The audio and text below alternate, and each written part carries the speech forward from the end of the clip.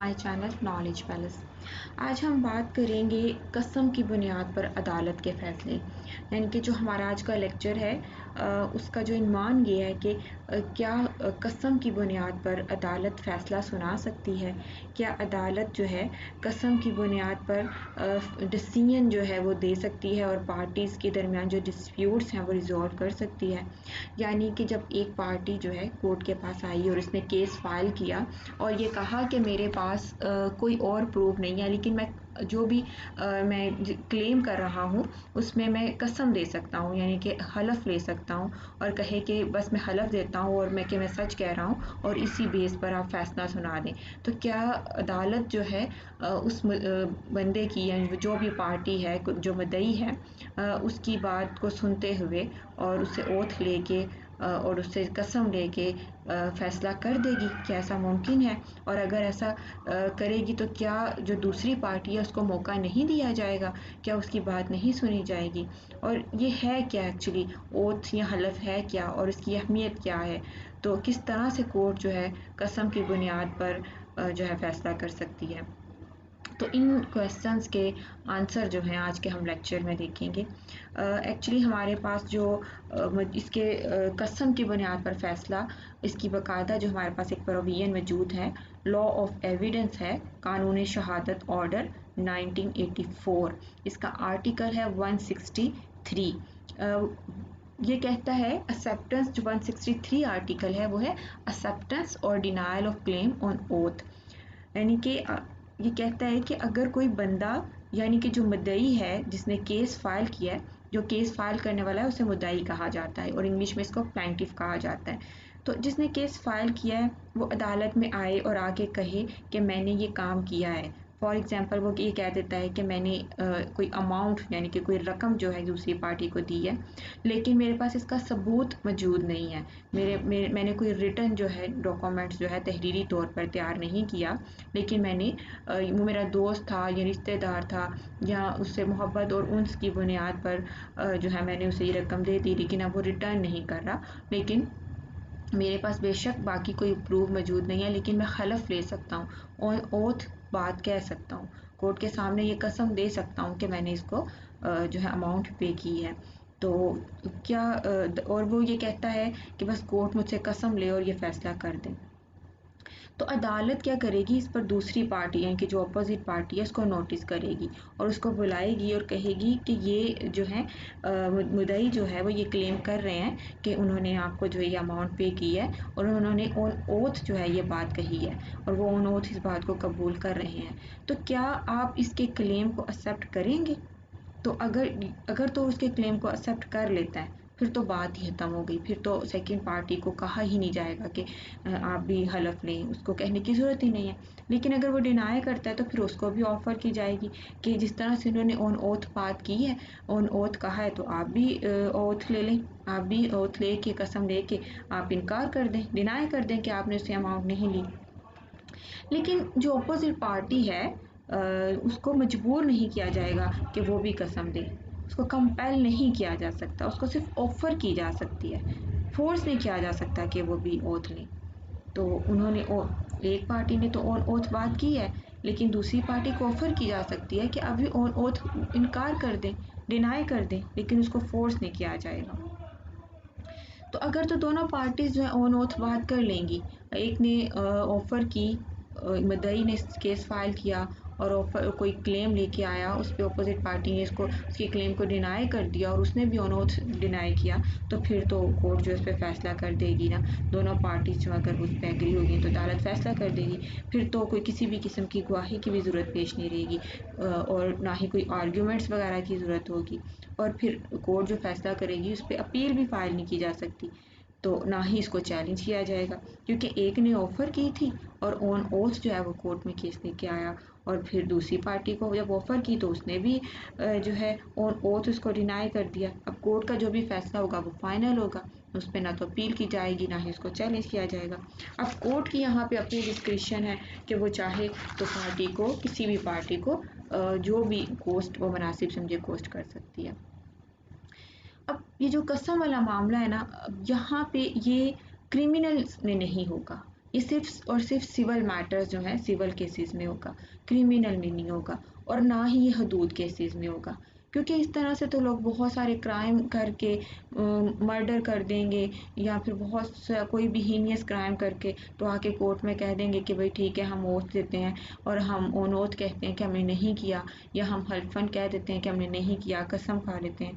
तो अब वो पर्सन जो कि इतने हीनियस क्राइम कर सकते हैं, कोई ऑफेंस कर सकता है, कोई मर्डर किसी का कर सकता है, तो वो झूठ तो बोल सकता है, उसे तो कोई भी प्रॉब्लम नहीं होगी झूठ बोलने में। इसलिए क्रिमिनल मैटर्स में इसको बिल्कुल भी जो है कसम की बुनियाद पर फैसला नहीं किया जाएगा। इसके अलावा इस पर अगर डिटेल ज़्यादा अगर आप पढ़ना चाहते हैं तो हमारे पास ओथ एक्ट 1873 जो है वो मौजूद है। इसका जो ओथ एक्ट 1873 है उसका सेक्शन 5 से लेके सेक्शन 12 तक जो है वो इसमें ओथ से रिलेटेड ही है, इनमें डिटेल जो है हमारे पास मौजूद है। तो कहा जाता है कि अदालत में कोई भी जो कॉम्पिटेंट विटनेस है, कॉम्पिटेंट विटनेस की डेफिनेशन जो है आर्टिकल 3 ऑफ कानूनी शहादत ऑर्डर 1984 में मौजूद है। यानी कि वो पर्सन जो कि कॉम्पिटेंट है एज अ विटनेस, वो कोर्ट में गवाही दे सकता है, तो वो उससे ओथ भी लिया जा सकता है। वो इस बात के लिए भी कॉम्पिटेंट है कि वो ऑन ओथ जो है कोर्ट में भी बात कर सकता है। अब सवाल ये पैदा होता है कि ओथ जो है उसके अल्फाज क्या होंगे। तो ये बात जो है ये देखने के लिए उसके अल्फाज, तो हमें हाई कोर्ट जो रूल्स एंड ऑर्डर्स हैं वो देखने होंगे। High court rules and order और वॉल्यूम 5 चैप्टर 12 जो है उसमें एक स्पेसिमेन दिया गया है, एक टेबल की फॉर्म में बताया गया है कि मुसलमान जो है उनका ओथ के अल्फाज क्या होंगे, और जो क्रिश्चियंस हैं उनके ओथ के अल्फाज क्या होंगे, और किन हालात में किस तरह से ओथ लिया जाएगा। तो फिर ये हाई कोर्ट की अपनी डिस्क्रिशन है कि वो टाइम टू टाइम जब चाहे ओथ के जो अल्फाज हैं उनमें कुछ चेंजिंग भी कर सकती हैं, तो जिस तरह से वो चाहे वो ओथ ले सकती हैं। लेकिन यूजुअली जो ओथ के अल्फाज होते हैं वो यही होते हैं कि मैं जो कुछ भी कहूँगा सच कहूँगा, सच के सिवा कुछ नहीं कहूँगा, और अगर झूठ बोलूँ और अदालत से कुछ छुपाऊँ तो खुदा मुझसे नाराज़ हो। तो इस तरह के अल्फाज जो हैं वो यूज़ किए जाते हैं। अब ओथ एक्ट 1873 में ये बात बिल्कुल क्लियर है कि अदालत के पास ये डिस्क्रिशन है कि जब कोई आता है और ओथ की बात करता है तो अदालत दूसरी पार्टी को बुला सकती है, समन कर सकती है, और मुनासिब उसको भी ओथ की ऑफ़र कर सकती है। तो अगर हाई कोर्ट मुनासिब समझे कि आउट ऑफ कोर्ट जो है ओथ ले के फैसला किया जाए, यानी कि कोर्ट से बाहर ही कसम ले ली जाए, तो ये भी मुमकिन है। कोर्ट की अपनी डिस्क्रिशन है कि कोर्ट जो है इस सिलसिले में कमीशन जो है एक कमीशन अपॉइंट कर देगी कि वो जाए और जाके तो आउट ऑफ कोर्ट जो है किसी भी पर्सन से जो हलफ ले ले, उसे कसम ले ले, तो इस तरह से फिर कसम की बुनियाद पर फैसला किया जा सकता है। अब कुछ क्वेश्चंस जो हैं इसमें जो डिस्कस करना ज़रूरी है, जो यूजुअली जो है क्वेश्चन जो इसमें पूछे जाते हैं। फर्स्ट सबसे पहले एक तो ये कि जो इसकी रेलिवेंट प्रोविजंस की हम बात करें तो इसमें आर्टिकल 163 जो है QSO वो जो इसे डील कर रहा है ओथ, तो ये आपके सामने मौजूद है 163 एक्सेप्टेंस और denial of claim on oath. इसके अलावा जो हमारे पास ओथ एक्ट है उसका सेक्शन 5 से लेके 12 तक वो ओथ से रिलेटेड है, ओथ से डील करता है। अब ये क्वेश्चन अगर पूछा जाए कि हु में अप्लाई फॉर ओथ, यानी कि ओथ के लिए अप्लाई कौन कर सकता है, तो सिर्फ जो प्लेंटिफ है वो ओथ के लिए अप्लाई कर सकता है। डिफेंडेंट के लिए के पास ये इख्तियार नहीं है, वो नहीं कर कह सकता। हाँ, प्लेंटिफ जो है वो ऑफर करे तो फिर डिफेंडेंट जो है इसको एक्सेप्ट कर सकता है। प्लेंटिफ मुद्दई को कहते हैं जो कि केस फाइल करने वाला, वो इसकी बात कर सकता है ओथ की। और अगर हम केसेस की बात करें कि कौन से केसेस हैं in which oath may be taken, तो only in civil cases oath will be taken, और जो स्पेशली मनी केसेस हैं उनमें ओथ लिया जाएगा। क्रिमिनल केसेस में ओथ नहीं लिया जाएगा। और अगर हम ग्राउंड्स की बात करें कि किस बेस पर जो ओथ लिया जा सकता है, कौन सी ग्राउंड्स हैं, तो ग्राउंड्स जो होंगी कि वहाँ पे जहाँ पे कोई भी एविडेंस जो है मौजूद नहीं है, प्लेंटिफ जो है वो केस फाइल करता है और वो कहता है कि मेरे पास अपने केस को प्रूव करने के लिए कोई एविडेंस मौजूद नहीं है, तो उस ग्राउंड पे जो है ओथ की बुनियाद पर फैसला किया जा सकता है। प्रोसीजर क्या होगा ओथ का? तो जब प्लेंटिफ जो है अप्लाई करेगा कोर्ट में ओथ के लिए, तो कोर्ट जो है प्लेंटिफ के कहने पर डिफेंडेंट को समन करेगी और उससे पूछेगी कि क्या वो उसे ऑफर की जा रही है ओथ की, तो क्या वो ओथ कि ओथ ऑन ओथ जो है बात करना चाहता है, क्या ऑन ओथ जो है अपनी बात को डिनाई करना चाहता है, या उस पर जो ऑब्जेक्शन लगाया गया है वो उसको डिनाई करना चाहता है। तो अगर वो रेडी है ऑन ओथ जो है तो फैसला करने पे, और तो वो फिर कोर्ट जो है ओथ की बेस पर फैसला कर देगी अगर दोनों पार्टीज एग्री हैं। लेकिन डिफेंडेंट को कंपेल नहीं किया जाएगा, थ्रेट नहीं किया जाएगा कि वो ओथ की बेस पर ओथ को एक्सेप्ट करे और ओथ की बेस पर ही फैसला करवाए। तो अब अगर ये क्वेश्चन अराइज हो कि कोर्ट टू होम प्लेंटिफ में अप्लाई, यानी कि कोर्ट कौन सी कोर्ट है जिस कोर्ट में प्लेंटिफ जो है अप्लाई कर सकता है, तो प्लेंटिफ जो है will apply only to trial court, मतलब सिर्फ और सिर्फ जो ट्रायल कोर्ट है जहाँ उसमें अप्लाई कर सकता है ओथ की बेस पर जो है फैसला करने के लिए। अब जब प्लेंटिफ ने अप्लाई कर दिया तो फिर कोर्ट की क्या ड्यूटी होगी?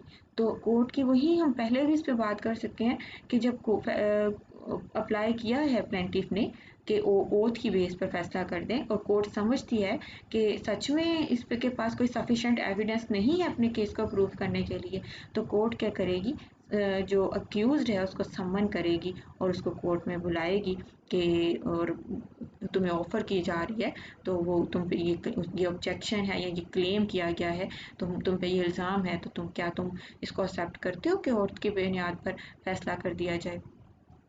तो ये कोर्ट की ड्यूटी है कि सम्मन करे उसको और बुलाए।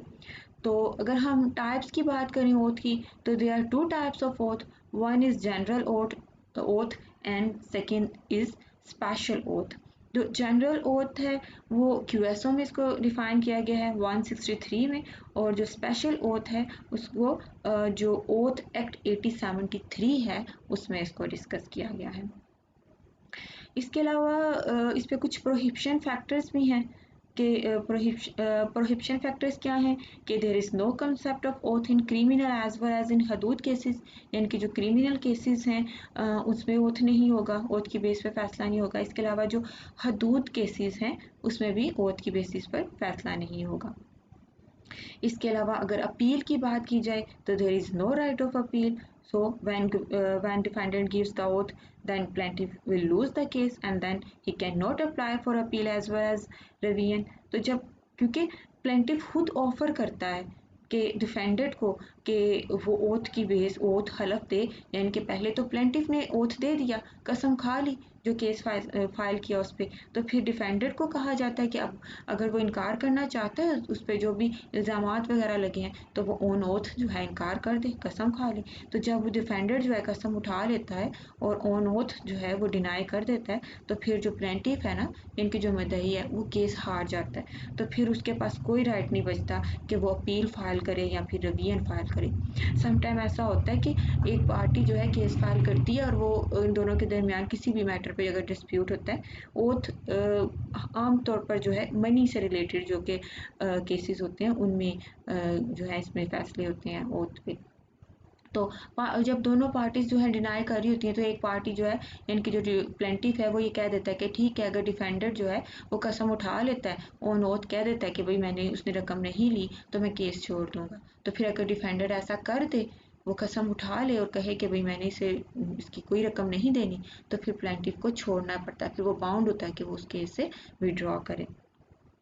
तो अगर हम इस्लामिक कंसेप्ट की बात करें तो इस्लाम में भी कंसेप्ट मौजूद है ओथ का कि अगर कोई बंदा कसम उठा लेता है तो फिर दूसरे को उसकी बात जो है वो माननी पड़ती है। हाँ, अगर एक से ज़्यादा डिफेंडेंट है, डिफेंडेंट एक नहीं है, एक से ज़्यादा डिफेंडेंट होंगे तो फिर क्या होगा?